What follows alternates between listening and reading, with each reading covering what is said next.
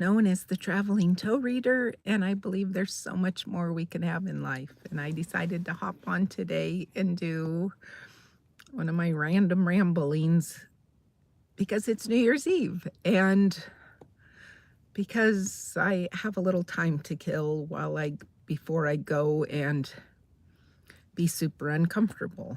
But being uncomfortable, stepping outside our comfort zone is where the magic is. So I'm remembering that as I am about to, as the rest of us are, lean into 2025.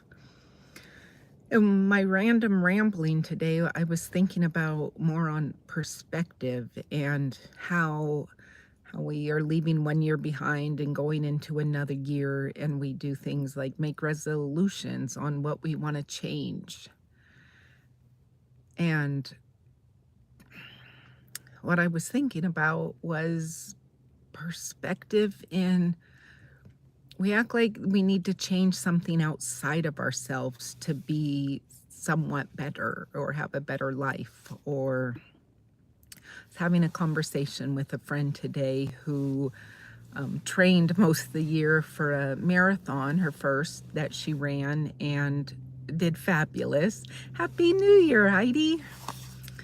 And and then the last month and a half or so after the marathon, she's hasn't been working out as diligently and has been not eating as well, and she's put some weight back on, and she was so focused on that instead of focused on all she accomplished this past year on training and doing fabulous at her first ever marathon.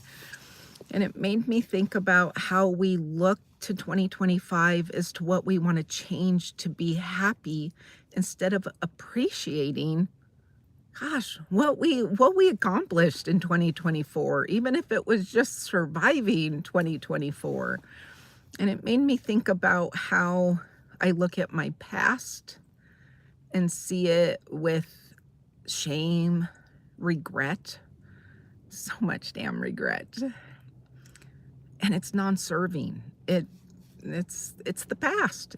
And I am who I am today because of my experiences of the past.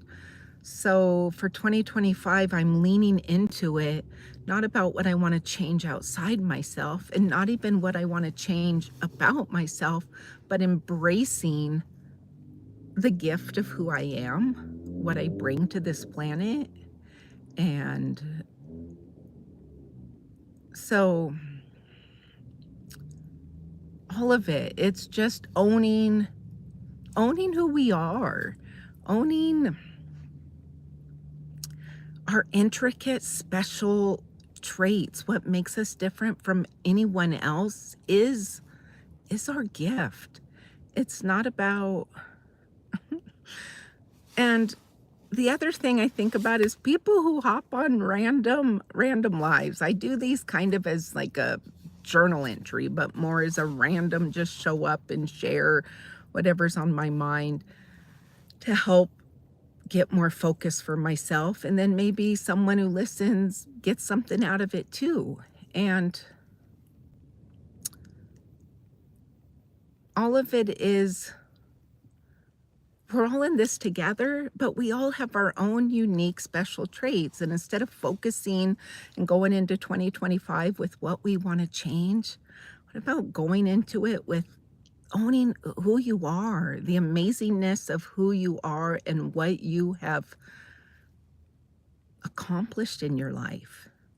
Even if it's still just showing up and being here after all you've went through. And for everyone like logging in and saying hello and happy new year to you too. Yeah, I think that's it. I don't know if I conveyed it like I wanted to, but it's really you don't need to change, you just need to embrace who you are,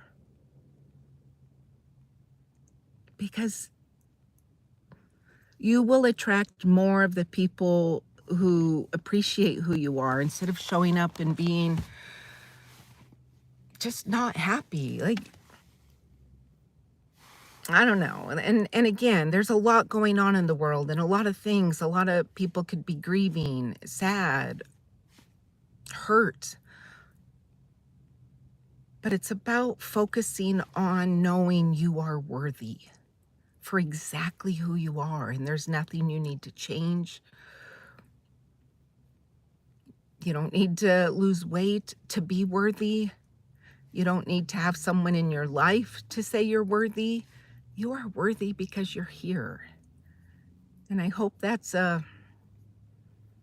something you can embrace going into 2025, that you don't need to change anything. Yes, you can make resolutions or goals or desires of what you want to bring into your life, but do it knowing you are worthy and that those goals and desires aren't going to make you better. You already are. Wishing you all a fabulous, happy, safe 2024 as we say goodbye to 2024 and step into 2025. Much love, everyone. Bye-bye.